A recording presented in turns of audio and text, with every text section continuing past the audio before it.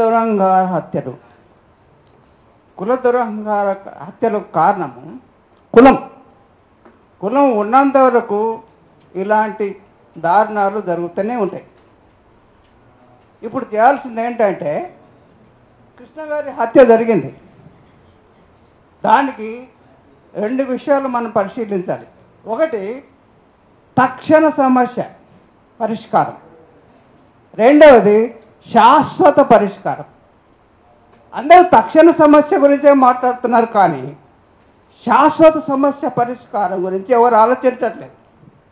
కాబట్టి శాశ్వత పరిష్కారం కూడా ముఖ్యం.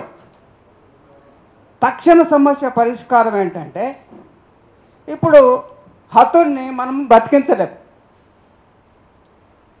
హంతకులను శిక్షించలేము, 2 మన చేతులు లేవు.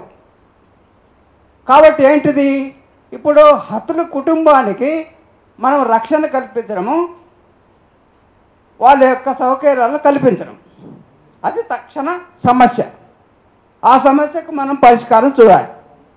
శాశ్వత పరిష్కారం ఏంటిది, కుల నిర్మూలన. కుల నిర్మూలన ఎట్లయితుంది? ఈ హత్యలు ఎందుకు జరుగుతున్నాయి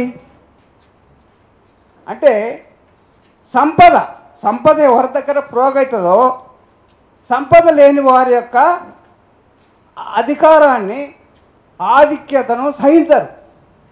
కాబట్టి వాళ్ళను లేకుండా చేస్తారు, వాళ్ళకు ఆ శక్తి లేకుండా చేయాలి. ఎవరికైతే సంపద ఉందో వాళ్ళు దుర్మార్గాలు చేయడానికి కారణము వాళ్ళ సంపద.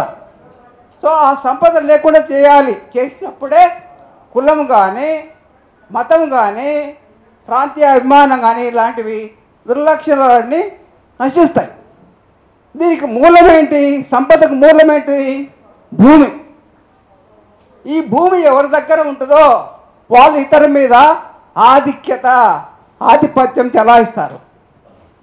కాబట్టి ఎవరికైతే భూమి ఉండదో వాడు బాధితుడుగా ఉండిపోతాడు. కాబట్టి దీన్ని సమస్యకు పరిష్కారం అంటే భూమిని వాడి దగ్గర లేకుండా చేయాలంటే ఏంటి కారణం? దానికి పరిష్కారం ఏంటి?